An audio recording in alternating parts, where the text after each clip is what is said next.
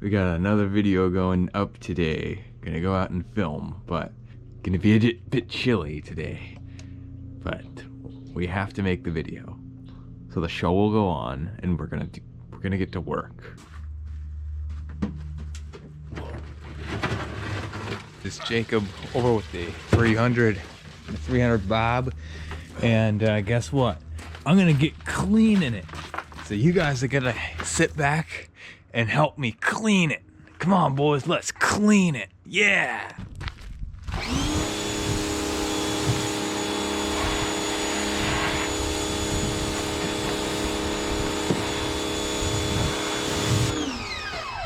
All right, nice and clean. I put a very excessive amount of blood, sweat, and tears into cleaning that. Now we're gonna go check out what I'm doing with the engine. I'm putting on the wet jet pipe onto this 760. This is the engine out of my Wave Blaster 2. I have swapped out the 760 electronics for 701 electronics. Being that this here exhaust, it's designed for a 701, and this has a 760 head. This is a 701 head. The mounting anchors on the top of the head are in different locations. So what I'm going to plan on doing is I'm going to run this 701 head on the 760 after I modify it. Check it out. I believe these might be Wiseco's, but half mil bored over, so that's cool. So I got an old blown up 1200 cylinder. It's basically the same as the 760 with another cylinder on the end, and I got this 701 head on there. And so this should give you an illustration of how much different the bore is. I'm not sure if this is showing up on camera, but you can see there's like a little 50 thou ring in the top of that dome where the diameter doesn't match up. I think I devised a little trick that's gonna help me to reshape these domes a little bit, and I'll show you what I got going.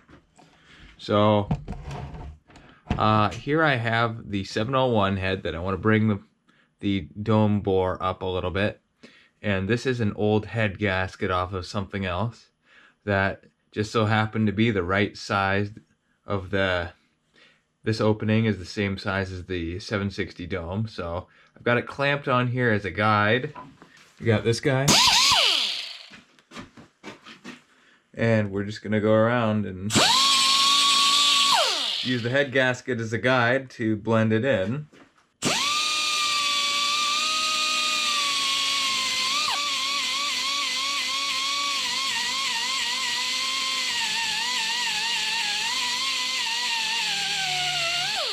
So that's how we're looking. I'm gonna do the other one.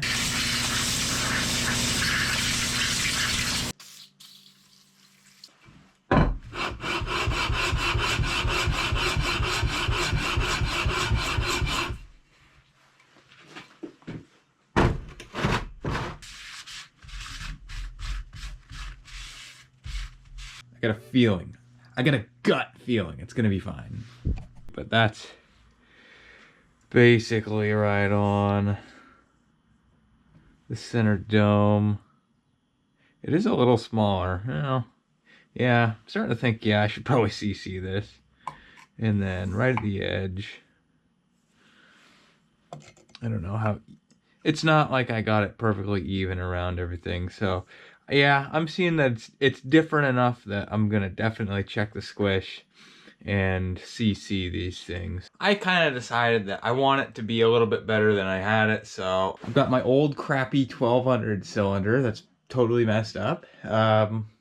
Bolted it to the head, and so I am going to take this guy and run it down there. I got a nice wall to guide me, and I'm gonna put this flat disc in there, and I'm thinking that'll really even out the outer edge.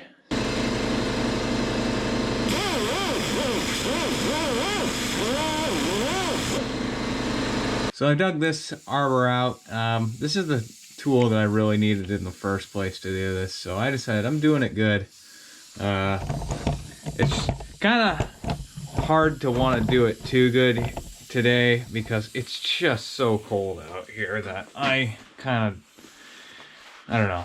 I want to get my stuff done, but at the same time, yeah, it's really cold. So.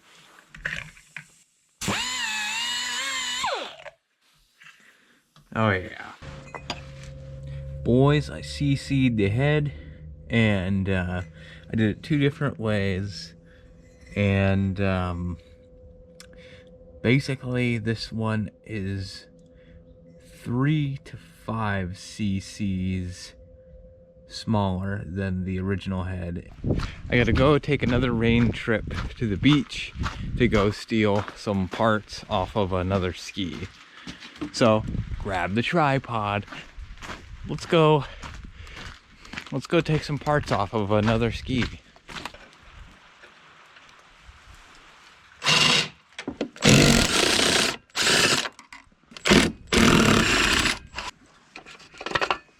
Oh, hello there, Mr. Spider. Watch this. Now he's a sand spider. Okay, yep. So some of you are looking at this going, what the heck did he do to that pump? Well, it's an interesting story. This whole ski is interesting. It has the drive shaft carrier mounted like 2 inches higher up on the firewall. And so everything's at an angle. And maybe you'll see more about that in other bullet videos. Or if you care more, going back and you can check out the videos on this thing. But that is the impeller we came for. 10.518. That there is a freestyle prop.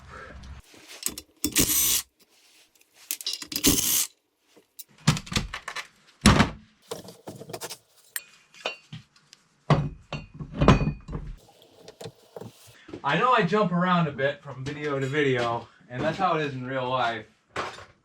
So, at one point I was going to go with a different impeller for this thing. It was the one that I was cutting up on a lathe. This is for the 300. For Bob.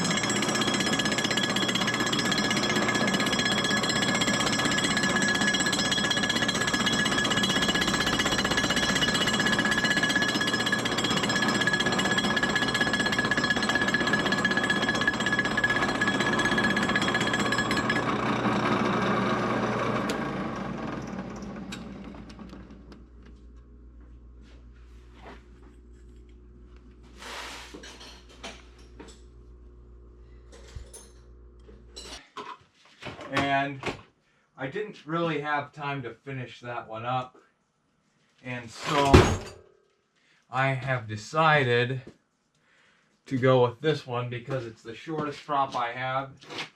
The bullet is getting a completely different engine package, so it will, instead of having the shortest prop possible, it's going to go to needing the tallest prop possible.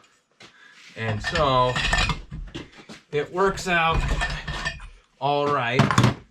I'm able to get this installed, and hopefully this will allow me to continue a lot faster with this build.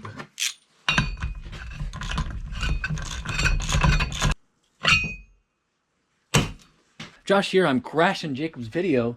I'm just crashing the party here, and I wanted to show you guys a couple of things. Obviously the C-Rat 2. It's going to be really interesting to see that thing race against the C-Rat 1. Oh, I'm really looking forward to that. And then out here in the yard, we got a couple of skis that floated up. And here it floods in the wintertime. The water levels get quite high. And these two floated up from down where all the others are stashed. These two floated up. These it's interesting because these are the two that are kind of like, you know, they would have raced against each other back in the day. Wave Jammer and X2. I could never imagine a Wave Jammer being competitive against an X2. I don't know if you guys have ever ridden a Wave Jammer. They're so incredibly fun, but like Doesn't feel like you can carve buoys worth a darn with one. All right, got the prop in there. 300 pump, or this is the pump that's going in the 300 with the 10.518 impeller. So, what do you guys think? 1018.5 with a 701. Is that backflip power? We're gonna find out. Got this little light jacket on. Jacob's dressed up like a mountain man, pretty much. I am dressed up like a Sith. Sith Lord. Arr, With a leather jacket. I'm Darth Vader. Well, come look, I guess. I have to say, Jacob, this turned out really nice. The mounting spot for your That was kind of a pain because the holes were not centered up perfect, and so like getting the bolts in, finding the American sized bolts, and then like I had to make like a little gasket out of a piece of rubber like gas tank pad, because it wasn't like flat up at the top, so I needed a little gapper, and so it was a little bit tricky putting that in. I'm hoping I'm never gonna have to take that bulkhead bearing out ever again for the rest of my life. Ooh, the SXI, man, it's looking sharp. Did you get some new stickers on there? See this guy? This is my friend. I didn't even clean this. Okay. Well, there we go. I don't really have any problems with SVP. I know people like to crap on them or pee on them. Okay. I did a custom paint on the pole. I can like see it from here. It looks awesome.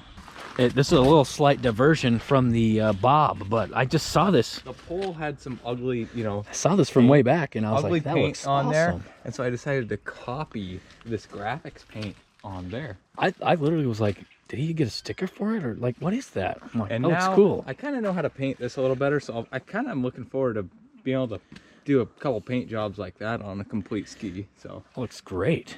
I'm pretty happy with it. I'm waiting for some jet trim actually for it. I don't know if did I tell you I'm getting jet trim for it. So Custom jet custom trim. jet trim, yeah. So to be So cool. this is actually going to be kind of a decent looking ride. Yeah, it'll be a decent looking ride. Yeah, that just caught my eye. I had to look at it. Yeah, yep. And I did. And that thing is just like camouflage. That wood just blends right in. I thought it was a tree. Got ladders in the way. Oh, 2 food pull-ups.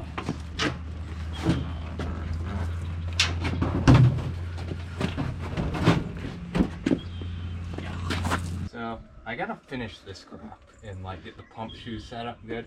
I haven't worked on this part of it for a million years, and now Have you ever thought about just welding this to your intake grate?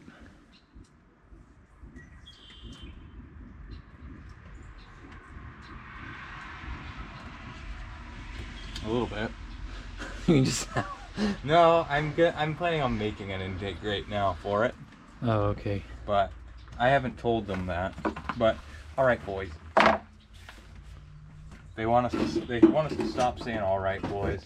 Well, the producer wants us to stop saying that. I'll tell you. Actually, the producer, he doesn't care. It's just he doesn't like editing it out. It's just yeah. I don't know. So this head, I have finished reworking the domes, machining them. Looks good. I painted it, and now I got the pipe to where I can put it on there. And let me see if I can grab this guy and hold it up for you so you can get a little bit of a better idea how it looks. I bought this pipe with the intention of using it for the 300 because it is a nice aftermarket style pipe. I mean, this is stock wet jet pipe, which I believe is a West Coast pipe. And you know, I really liked how it angled the exhaust towards the back, which is what we want in the 300. But this section is bulged out too wide, and so either I will have to re-weld and rework this pipe, or just go back to the original plan and use the 701. So at this point, my thoughts are I think I'm going to use the 701 in the 300 still. This here 760 is probably going to go into a Superjet. So we really liked the 760 I liked the 760 Superjet last time I rode it, which was about 2 years ago. And so I would like to have a 760 in the Superjet. right now the crash motor is kind of being a large hassle. So being that it's a large hassle, I'm starting to think I might put it in my square nose and then put this 760 in my 2013. But things change all the time, and you never know. Maybe I'll change my mind by the time it matters. Looking like it's a nice, solid, stock-ish, reliable setup on here.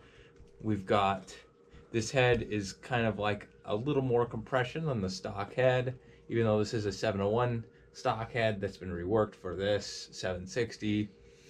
It uses kind of a stock OE style bracketry, and it's all mounted up with thick castings and everything, so it should be rather reliable. To put this in the Superjet, I'm gonna have to chop the end off and turn it around 180 degrees. So it looks like no matter what, for me to use this pipe in anything, I gotta cut and weld. Let's just check out something so that I can show it to you. All right, guys, so I chopped the airbox off of these carburetors, and how do you like that? Looks kind of cool. So this here 900 didn't have a starter on it, but what did I find? Check this out. Test may be bad. You know, this was from Jason's pile, and I don't think he's going to do anything with this, but I just tested it on the bench and it turned, so I don't know. I tried to call him up and see if I could use this, and he didn't pick up his phone, but I'm pretty sure this was made to go in this ski. So, yeah. Thanks, Jason.